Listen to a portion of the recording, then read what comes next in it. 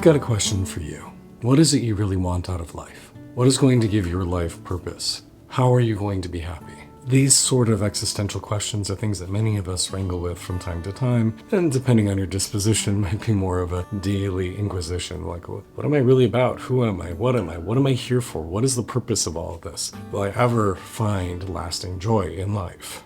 And I think those are beautiful and important questions to be asking. But if you keep going down that rabbit hole, if you keep exploring those questions and diving deeper into it, you'll start to realize that many of the easy answers, many of the answers that society tells us will give us purpose and joy and meaning, don't actually do that. Many of us hear the message that our careers will give us purpose, that finding something to work towards will bring us meaning in life. And while there are many people on this planet who are blessed to be working in professions and on career trajectories that actually do give them worth and do explore their talents and their desires and are aligned with mission, there are many people on this planet for whom a job is just a paycheck. It's just a means to an end. They're living for the weekends. They're living for the holidays. They're living for that day when they can finally retire. Few and far between have a true vocation, something that they feel called to do, something that they feel is making a difference in the world. And if you are one of those people, mazel tov, congratulations to you. You are very blessed. But for everyone else,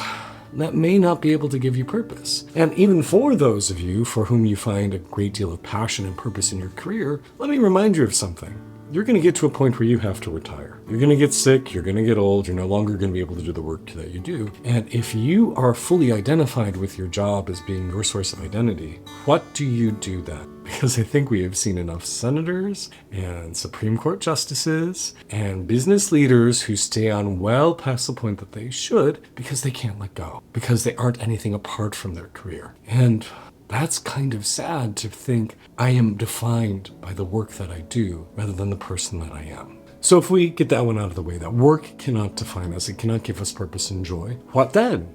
Society often tells us that family will give us that sense of purpose, becoming a parent, getting married. And for some people that does. For some people they find a great deal of joy in their marriage. They find a great deal of joy in raising children. But one of the things you have to realize is at the end of the day, those are all sentient beings who are not you. They could get sick. They could leave you. The number of parents who feel estranged from their children is tremendous. The number of people who lose a partner due to divorce, sickness, death is significant. And so what do you do when you realize that those that you cherish most might leave you? Some people say invest in religion. That religion will give your life purpose. And I spent 7 years in an ashram totally devoted to a specific spiritual path. So I so get that one. But at the end of the day, you may start to see flaws in your religious path. Your religious leaders might disappoint you or abandon you. You might start to realize that it wasn't all that was cracked up to be. So what do you do if your religion fails you, if your spiritual path takes a detour in a way that you weren't anticipating? And then let's talk about the topic of happiness. Our society tells us if you want to be happy, buy more, consume more, do more things, travel more, try to get bigger, faster, louder experiences under your belt, and then you will be happy. But we all know that a new toy is only exciting for so long before it starts to become boring or breaks. We all know that those experiences we lusted after, the pursuit of them was a lot of what brought us joy, and once we have them, they're much less exciting. In fact, there's something called the arrival fallacy, that once we arrive at this point where we have conquered or bought or achieved XYZ, then we will finally be happy. But we get there and we realize we're more or less the same than we were before. Studies show that people who have mountaintop experiences, like finally getting that promotion, getting that award, getting that trophy, that their overall level of happiness, it races for only a moment. It's a blip.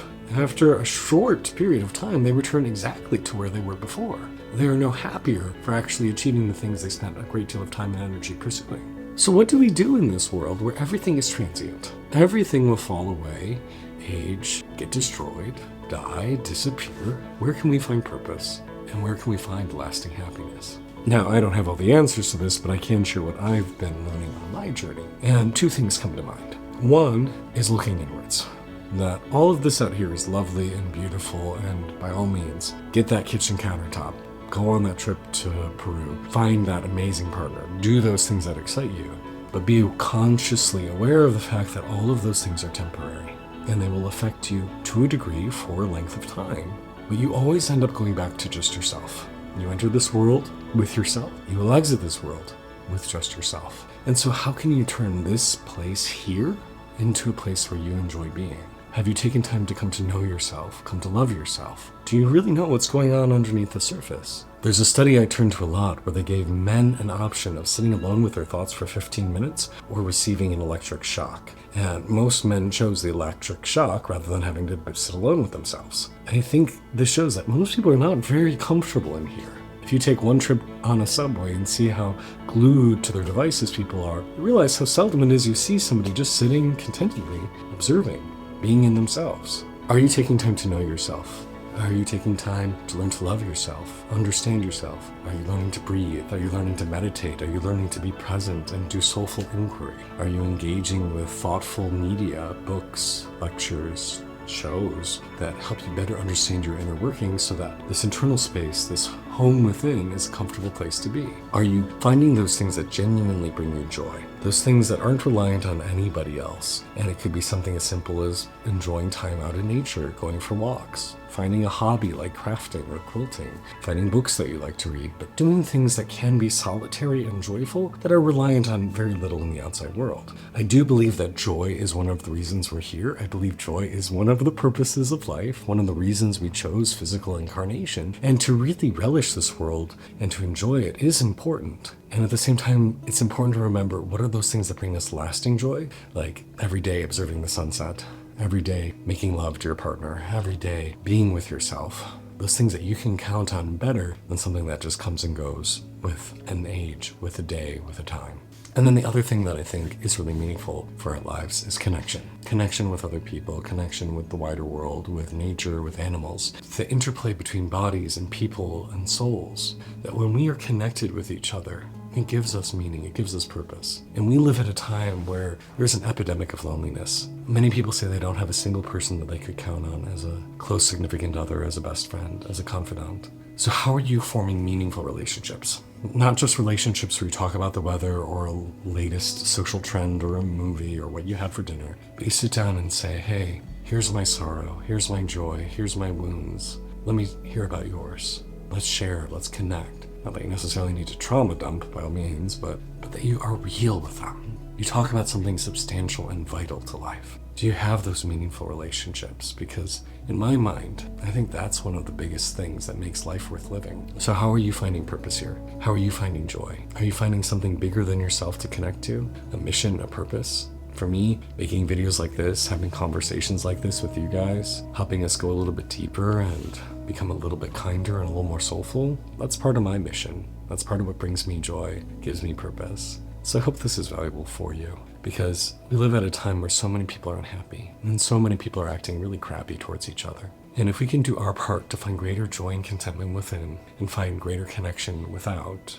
and within ourselves, then it makes this world a little bit better for everybody else who's around us. And whatever we can do to make this world a little more thoughtful and a little more kind, I think is a valuable thing to invest in. I hope you found this useful. My name's Kaelan. I'm a spiritual coach. If you like this, please forward it to someone else you think might enjoy it. Drop a comment, subscribe, like, all that stuff helps. And if you ever want to go deeper on these topics, you can always work with me one-on-one or join me on a retreat. If you like this video, I would recommend checking out this next one. I think it dives a little bit deeper into some of the topics we've explored today, and I think it's something you might really enjoy. Thank you for your time. Blessings to you.